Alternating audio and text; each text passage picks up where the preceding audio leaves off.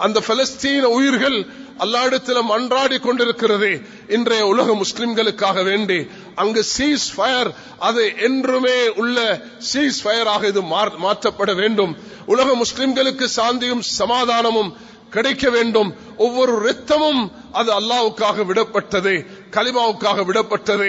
அல்லாஹ் சொல்கிறான், வலா தகூலு லிமன் யுக்தலு ஃபீ சபீலில்லாஹி அம்வாத் பல் அஹ்யாஹும் இன்த ரப்பிஹிம் யுர்ஸகூன். அல்லாஹ்வுடைய பாதையில் மரணித்தவர்கள் அவர்கள் மரணித்தவர்கள் அல்ல, அல்லாஹ் அவர்களுக்கு ரிஸ்க் கொடுத்து கொண்டிருக்கிறான் என்பதாக சொன்னார்கள். ஜாபிர் இப்னு அப்துல்லா 6 மாதத்துக்கு பிறகு அவர்களுடைய ஜனாசாவை வெளியெடுத்த நேரத்தில் அப்படி பலண்டு மினுங்கிக் கொண்டிருந்தது. மேலான சகோதரர்களே, 7 நாட்கள் அபூ தல்ஹா அவர்களை கடலிலிருந்து கடலோரத்துக்கு கொண்டு போன நேரத்தில் எந்த போஸ்ட்மார்ட்டம் இல்லாமல் அல்லாஹ் தஆலா அவர்களை ஜொலிக்க செய்தான். 1935 ஆண்டில் ஈராக்ல ஒரு சஹாபியுடைய ஜனாசாவை வெளியெடுத்த காட்சியை கண்டார். ஒரு ஹிந்து இஸ்லாத்தை தழுவினார், ஒரு புத்தகம் அவர் எழுதினார். அவருடைய ஒரு நீண்ட வரலாறு ஒன்று இருக்கிறது. பல வருடங்களுக்கு, 1000 வருடங்களுக்கு பிறகு அந்த ஜனாசாவை வெளியெடுக்கும் பொழுது அது அப்படி பலண்டு மினுங்கிக் கொண்டிருந்த காட்சியும் இந்த சென்ற நூற்றாண்டு மக்கள் கண்டிருக்கிறார்கள்.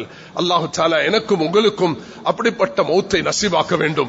அதுக்கு நாங்க மஸ்ஜிதோடு தொடர்புள்ளவர்களாக, இந்த மஸ்ஜிதை நாம் நேசிக்கக்கூடியவர்களாக, உலகத்துள்ள மஸ்ஜிதுகள் எல்லாம் அல்லாஹ்வுடைய மாளிகைகள்.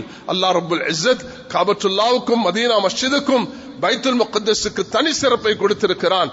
ஆனால் ஒவ்வொரு மஸ்ஜிதிலையும் தாயிகள், ஆலிம்கள், காரிகள், அதே நேரத்தில் ஆபிதுகள், ஜாக்கிர்கள் அல்லாஹ் உருவாக்கக்கூடிய இடம் தான் மஸ்ஜிதுகள். மஸ்ஜிதுகள்ல மேலான சகோதரர்களே, அல்லாஹ்வின் நல்லடியார்களே, அன்பு சகோதரிகளே, தாய்மார்களே, மஸ்ஜிதுகள் ஊடாக தான் எங்களுடைய பரக்கத். சகோதரிகள் மஸ்ஜிதுக்கு வராட்டியும் வரக்கூடிய ஆண்கள் மஸ்ஜிதுல சொல்லப்படக்கூடிய விஷயங்களை வீட்டுக்கு சுமந்து கொண்டு போக வேண்டும். மஸ்ஜிதுல அல்லாஹ்வை பற்றி பேசப்படுகிறது, ஆகிரத்தை பற்றி பேசப்படுகிறது, சொர்க்கத்தை நரகத்தை பற்றி ஞாபகப்படுத்தப்படுகிறது. அல்லாஹ்வுடைய அந்த திக்ரை குர்ஆனுடைய திலாவத் ஞாபகப்படுத்துகிறோம், ஈமானுடைய விஷயங்களை ஞாபகப்படுத்துகிறோம். ஈமானுக்காக பாடுபட்டவர்கள், அல்லாஹ்வுடைய தீனுக்காக பாடுபட்டவர்கள் எப்படி நல்ல மௌத்தை அடைகிறார்கள் என்பதை ஞாபகப்படுத்துகிறோம். அல்லாஹ்வுடைய பாதையில யாரெல்லாம் போய் மரணிக்கிறார்களோ அவர்களுக்கு அல்லாஹ் எப்படி அந்தஸ்தை கொடுக்கிறான்.